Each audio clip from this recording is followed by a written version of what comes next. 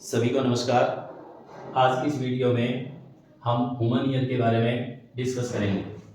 Structure and function of human ear, इसके बारे में स्टडी करेंगे। ह्यूमन ईयर ये हमारे हेड के दोनों तरफ स्थित होता है और जो साउंड को कलेक्ट करके अंदर भेजता है और वहाँ से प्रोसेसिंग हो करके ब्रेन तक संदेश जाता है। ब्रेन फिर उसे आइडेंटिफाई करती है कभी ये किस चीज़ की साउंड है। और जो ईयर है वो हमारे बॉडी के बैलेंस को भी मेंटेन रखने का काम करता है। ईयर के 3 सेक्शन हैं, outer ear, middle ear, inner ear. यह 3 भागों में बटा होता है। इसके 3 भाग, 3 पार्ट्स। हम प्रत्येक पार्ट्स के स्ट्रक्चर और उनके फंक्शन के बारे में अलग अलग स्टडी करेंगे। सबसे पहले आता है आउटर ईयर। आउटर ईयर ये जो बाहर का हिस्सा है, केवल इतना ही नहीं होता, लेकिन ये जो ढक्कन है, ढक्कन टाइप का, इसका काम है बाहर से आने वाली साउंड को कलेक्ट करना। और यह मुलायम लचीली उपास्थि का बना होता है, इलास्टिक कार्टिलेज का ही बना होता है। इसको हम किसी भी पोजीशन में मोड़ दें, छोड़ने के बाद में वापस उसी पोजीशन में चला जाता है। और इस भाग को कहते हैं पीना। यह जो ढक्कन है, ये जो एरिया है, ये कहलाता है पीना। और पीना एक प्रकार के हॉल्स में खुलता है जो साउंड को कलेक्ट करके इस हॉल में भेजता है। और ये हॉल एक प्रकार की ट्यूब में, पैसेज में खुलता है, जो एक प्रकार की लंबी नली है जिसे कहते हैं ear canal, auditory canal. Ear canal जो पीना द्वारा कलेक्ट की गई साउंड को इकट्ठी करके इस पैसेज द्वारा आगे वाइब्रेशन को भेजती है। इस ईयर कैनाल में आप यहाँ देखोगे तो कुछ आपको चारों तरफ ग्लैंड्स दिखाई देगी, जिन्हें कहते हैं सेरोमिनस ग्लैंड्स। सेरोमिनस ग्लैंड्स सेरोमिन सीक्रेट करती है।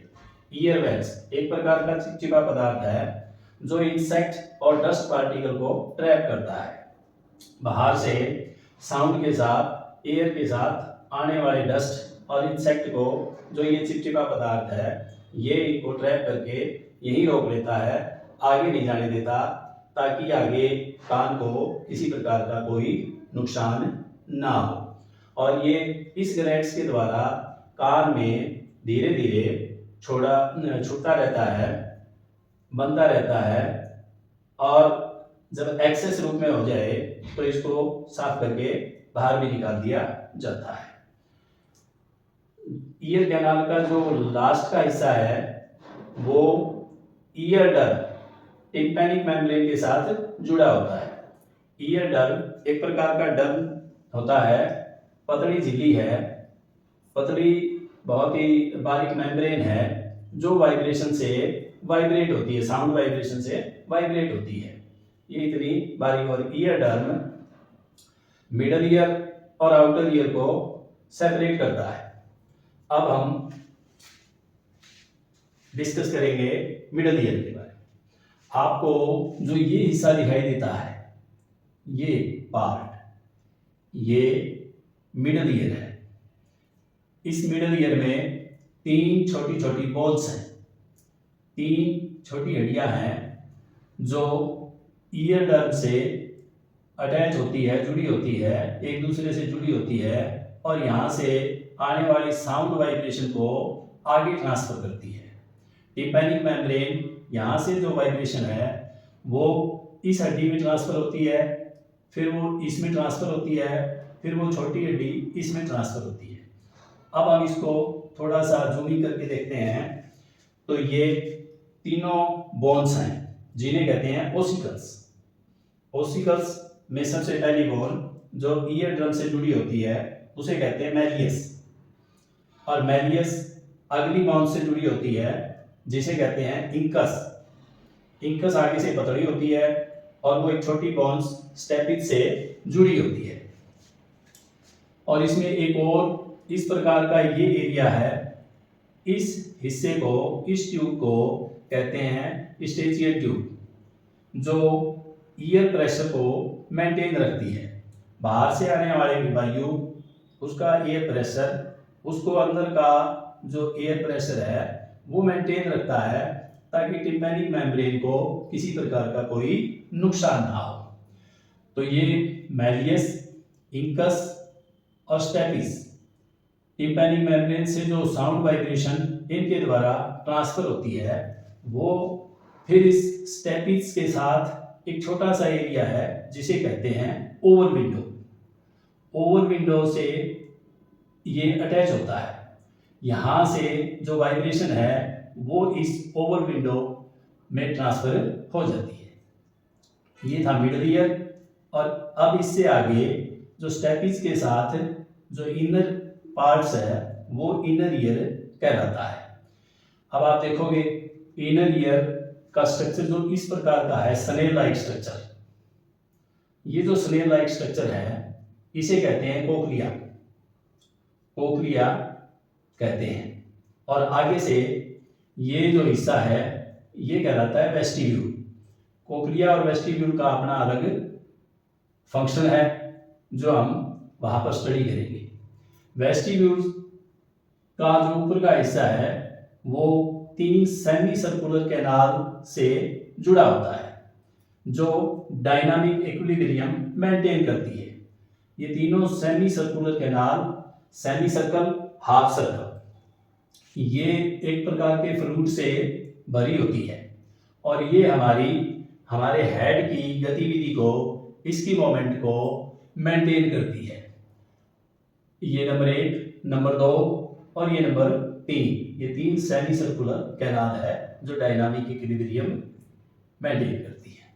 तो ये था inner ear, outer ear, middle ear और इनर ईयर के बारे में हमने, इसके स्ट्रक्चर के बारे में हमने स्टडी कर ली। आउटर ईयर और मिडल ईयर के फंक्शंस के बारे में हमने पढ़ लिया। अब हम जो इनर ईयर है इसको जूमिंग करके इसके बारे में, इसके फंक्शंस के बारे में पढ़ेंगे। ये जो एरिया है ये है वेस्टिब्यूल, और वेस्टिब्यूल का ऊपर का हिस्सा 3 सेमी सर्कुलर कैनाल से जुड़ा होता है, अटैच है। ये सेमी सर्कुलर कैनाल जो ऊपर की तरफ है इसे कहते हैं सुपीरियर सेमी सर्कुलर कैनाल, और इसके बाद में दूसरी जो कैनाल है इसको कहते हैं पोस्टीरियर सेमी सर्कुलर कैनाल, और जो तीसरी है इसे कहते हैं लैटरल सेमी सर्कुलर कैनाल। और ये तीनों सेमी सर्कुलर कैनाल ये हेड को मोमेंट देने का काम करती है। आप इनको इस तरीके से भी समझ सकते हैं, कभी जैसे हमें हेड को एक सेमी सर्कुलर कैनाल इस तरीके से गति देती है और दूसरी इस प्रकार गति देती है और तीसरी इस प्रकार हेड को गति देती है, और इस गति को ये मेंटेन रखती है। अब इसका जो बाहर का हिस्सा है सेमी सर्कुलर कैनाल का, इसमें एक फ्लूइड भरा होता है जिसे कहते हैं पेरिलिन, जो इसको कठोरता प्रदान करता है। और इसके अंदर एक डक्ट है जिसे सेमी सर्कुलर डक्ट कहते हैं, और ये सेमी सर्कुलर डक्ट एक फ्लूइड से भरी होती है जिसे इंडोलिम्फ कहा जाता है। और ये वेस्टिब्यूल से जो इंडोलिम्फ ये फ्लूइड है वो इन सेमी सर्कुलर डक्ट में मूवमेंट करता है, इसमें गति करता है, और फिर हमारी बॉडी के डायनामिक इक्विलिब्रियम को मेंटेन करता है। और ये फ्लूइड जब आगे का जो फूला हुआ हिस्सा है इसे कहते हैं एम्पुला, और एम्पुला में कुछ विशेष टाइप के स्ट्रक्चर हैं। इनको हम थोड़ा जूमिंग करके इनके बारे में यहाँ देखेंगे। तो ये जो बाहर का जो मोमेंट करने वाला हिस्सा है, जब ये फ्लूइड इनमें ट्रांसफर होता है, इनमें गति करता है, तो ये कैपुला ये भी ऊपर नीचे गति करता है। इसके अंदर हेयर सेल्स हैं, हेयर सेल्स में सेंसरी हेयर्स हैं, और जब ये कैपुला गति करता है तो ये सेंसरी हेयर्स भी ऊपर नीचे गति करते हैं और हेयर सेल्स को सिग्नल देते हैं, और ये सिग्नल्स नर्व के द्वारा हमारी ब्रेन को जाता है, और ब्रेन फिर ये आइडेंटिफाई करती है कभी किस प्रकार गति किस साइड में हो रही है।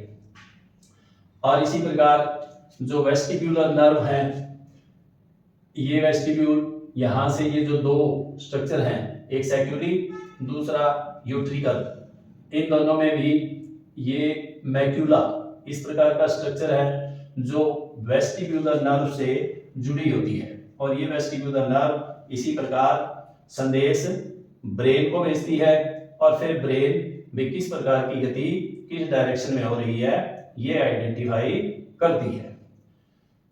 अब आप इसमें ओवर विंडो जो यहाँ पर इस स्टेपिस जो छोटी बोन थी, इससे जो वाइब्रेशन जो इसमें ट्रांसफर होती है वो इससे, ये एक प्रकार की डक्ट है जिसे कोक्लियर डक्ट कहते हैं।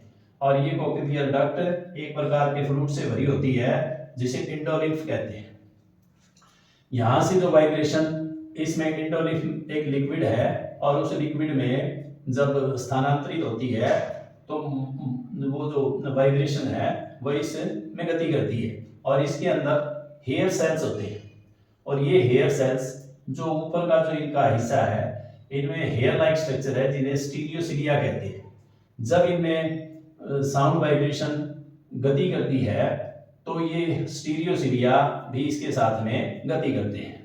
अलग अलग प्रकार की जो साउंड है वो अलग अलग प्रकार की वेवलेंथ की होती है, अलग अलग गति देती है और वो गति अलग अलग इन स्टीरियोसिलिया को भी अलग अलग गति देते हैं। और इनसे जो आयंस प्रोड्यूस होते हैं वो आयंस हेयर सेल्स के द्वारा न्यूरॉन टर्मिनल में ट्रांसफर होते हैं और न्यूरॉन टर्मिनल उस संदेश को ब्रेन को भेजता है और ब्रेन फिर उसे प्रोसेसिंग करके ये बताता है कि ये किस ऑब्जेक्ट की साउंड है।